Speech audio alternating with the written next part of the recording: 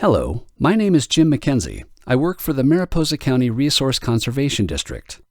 This presentation is part of a series of 4 which deals with dead trees caused by a western bark beetle infestation. The first presentation is a brief introduction to our beetle problem, the beetle itself. The second presentation in the series is this one, residential hazard tree removal. The third is logging operations in the landscape with log removal, and the fourth is logging operations but without log removal. Residential hazard trees are trees which are dead or dying due to an infestation of western pine beetles. If left upright close to dwellings, these trees will in time break off and fall on a structure, causing severe damage and perhaps loss of life. This presentation describes the methods used to fell the trees and to move them to a place where they cannot cause harm. What we present in this video are examples based upon our experience. We show what a contractor might do in certain circumstances. What he or she recommends and does may differ from what we present here. A contractor's experience may differ from ours, and ultimately you should go with his or her recommendation. Residential tree hazard situations usually involve a small acreage with fewer than 20 trees. The hazard trees are usually ponderosa pines or sugar pines. They are dead or dying and will eventually fall if no action is taken. They could fall on houses, fall across driveways and access roads, and hit power lines, causing fires. Fortunately, access usually exists for the vehicles and equipment needed to fell and remove the trees in a residential setting. Nonetheless, space may be restricted for complete freedom of equipment movement and for falling trees. Besides residential structures, terrain, property lines, and other obstacles may also be present. A 100-foot perimeter of defensible space, as mandated in the California Public Resources Code, must be maintained, and this is one of the primary goals of any residential hazard tree operation. This slide is self-explanatory. If you try to do this yourself, you are risking serious or fatal injury unless you have training and experience felling trees. If you are not trained or experienced, and you probably are not, you need to engage a licensed contractor to execute your hazard tree project. Let's talk about some of the factors that can help determine when and where a tree might fall. First, remember that if the height of a tree is greater than its distance from your house, it can damage your house when it falls. The direction of the tree's lean. If it leans toward your house, it will probably hit your house when it falls. Exposure to and direction of the wind. The wind blowing from the area of the tree toward the house increases the probability of a hit. Potential for ground and/or root failure. Shallow roots in wet soil or roots breaking can be a good indicator of impending tree failure. Tree diameter. The bigger the tree, the more dangerous. A 3-foot diameter tree is dangerous, whereas a 6-inch diameter tree generally isn't. Depending on the amount of time since a bark beetle infestation began, you will see one of the following. If the color of the needles is going from green to yellow, then the tree is dead, but recently dead. If the color of the needles is red or brown, but the tree is still holding needles, it's probably been dead for a few weeks. If the needles are gone and the tree is losing bark, it's been dead for a matter of months or years. The longer the tree is dead, the more dangerous it is to climb, but climbing may be necessary to remove the tree. Risk assessment is complex, but if done by a professional, will assist in deciding when and how removal must take place. Now let's go over some definitions. Felling is cutting the tree down, typically with a chainsaw. There are several techniques for doing this, which will be described shortly. Limbing is cutting the limbs off the log. Slash is the limbs that were cut off from the log, plus the very top of the tree. Bucking is cutting the limbed logs into pieces. The length of the pieces is determined by the method of log removal. Now we'll discuss some tree felling techniques. A tree can be felled in one piece when a safe area exists on the ground to receive the fallen tree. In other words, there is an open area with nothing in it for the falling tree to destroy.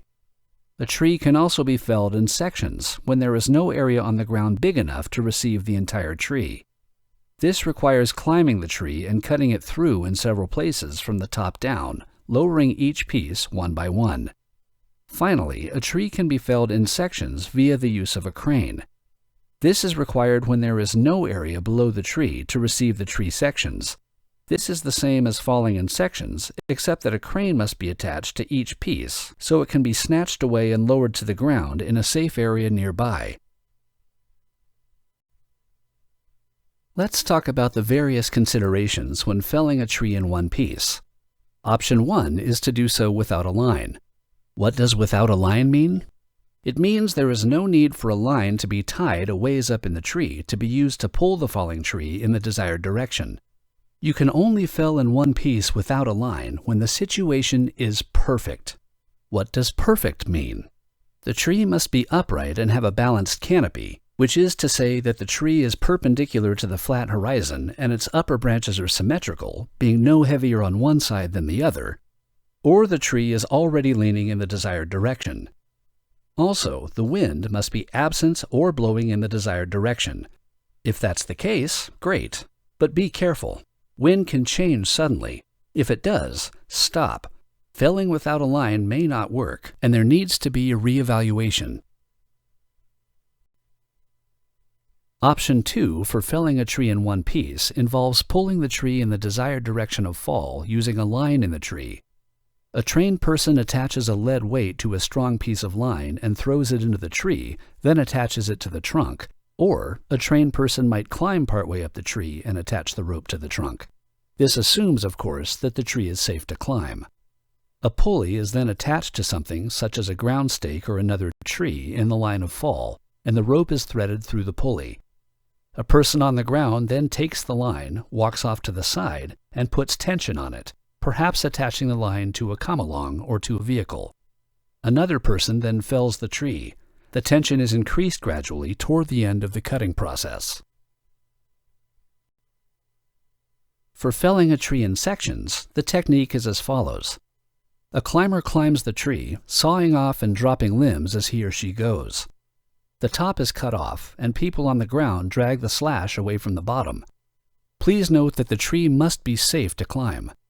The climber then moves down, perhaps 8 to 10 feet, and saws through the trunk. This top section drops to the ground, or the climber can rig a pulley and a person on the ground can gently lower the section. This process is repeated until there are no sections left. This slide shows sectioning with freefall.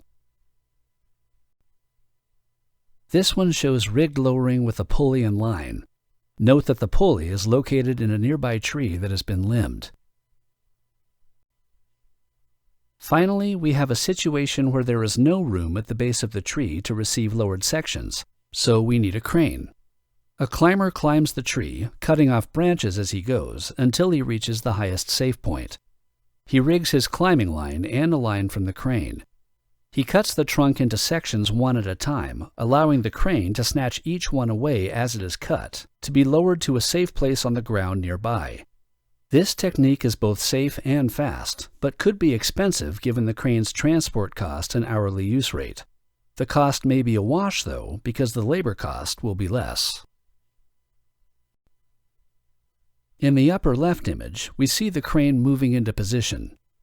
In the upper right, we see the separated section being lifted away from the climber. In the lower left, the separated section is lowered by the crane. The lower right shows the lowest section being moved away from the deck of a house.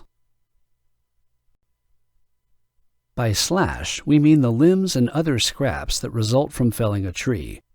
Lop and scatter means to cut the material into pieces and spread them around, where no one piece is more than 28 inches above the ground.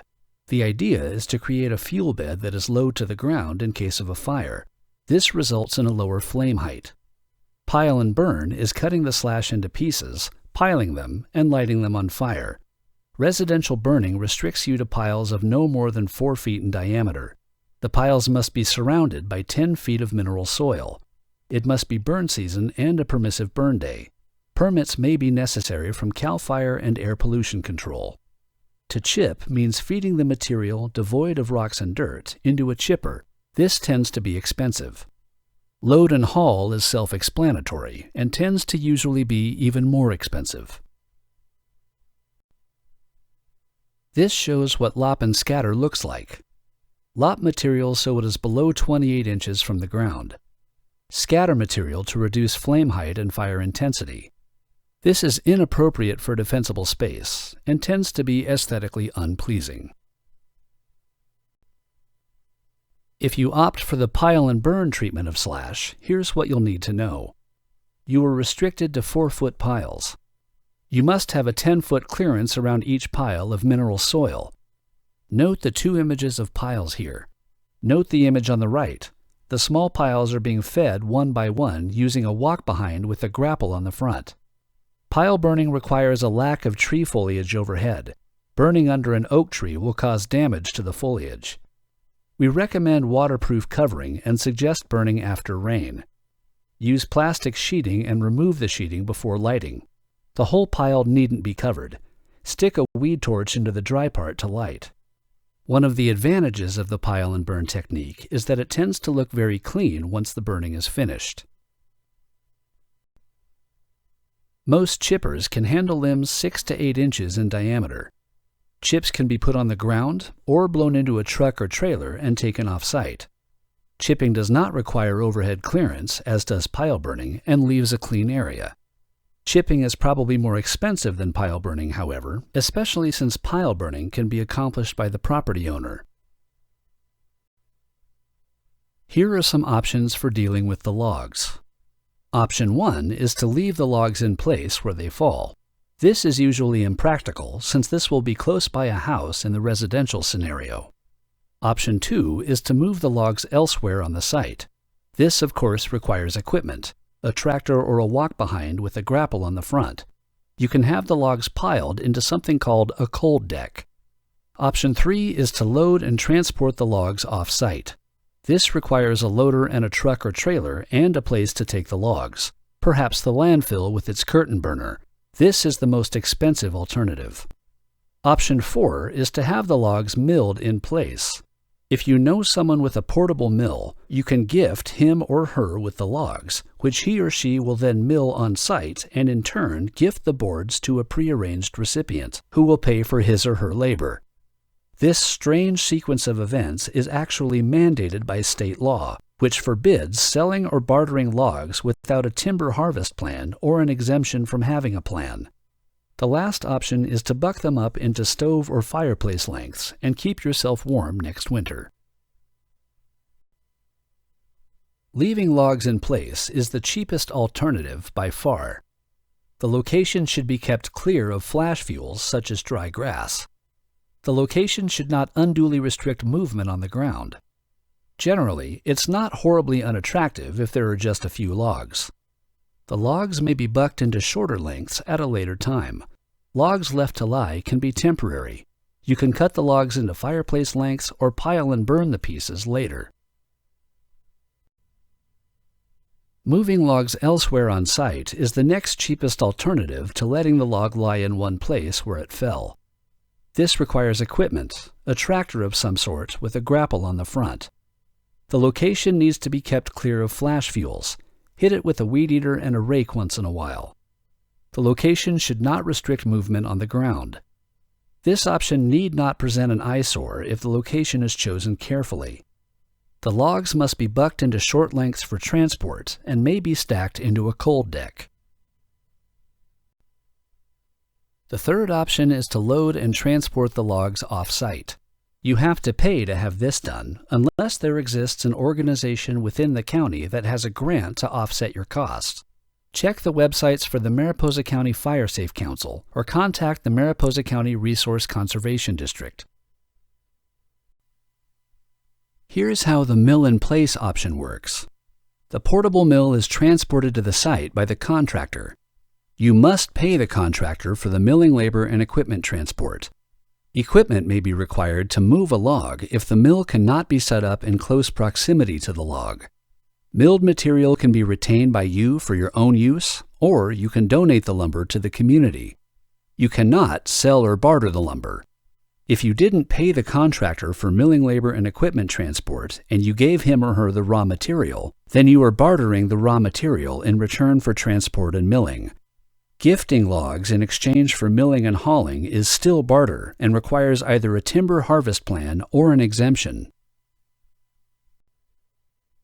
PG&E will take down or top a tree when half dead or more if it presents a hazard to a line.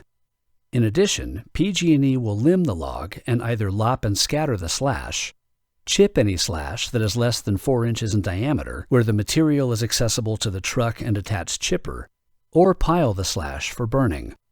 PG&E is not required to buck the log, but they are usually willing to cut the log to 4-foot lengths or longer if the customer requests.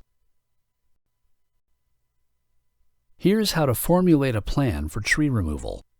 Flag all trees that you think are candidates for removal. Make a list of your requirements: slash disposal, log treatment, restoration of ground condition, etc. Find a licensed contractor in your Yellow Pages or online. Interview one or more of those contractors. Discuss and agree on a project plan and secure either a bid or an estimate if T&M. Agree to and sign a memorandum of understanding. Project costs will vary depending on these variables: the number of trees to be removed, the size and condition of the trees, topography and obstacles which might complicate access to target trees, location of other trees, landscaping, and brush, proximity to structures. The method used for felling, one piece, in sections, or in sections with a crane, the equipment requirements, landowner choices, such as method of slash disposal and log treatment, contractor fee schedules, and terms and conditions. In closing, I want to emphasize 2 things. First, get expert advice about how long you can delay your project, because dead trees will eventually fall, and you need an estimate regarding when that might occur. Secondly, once you do connect with a contractor, careful planning of your project with the contractor is crucial. If you do both of these things, you can relax a little bit.